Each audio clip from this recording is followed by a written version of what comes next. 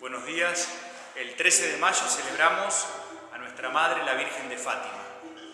En ocasión entonces de celebrar esta advocación tan importante de nuestra mamá, la Virgen María, quería mandarle un especial saludo a las comunidades parroquiales que llevan su nombre aquí en Río Gallegos, la parroquia Nuestra Señora de Fátima y también la parroquia Nuestra Señora de Fátima de Gobernador Gregores.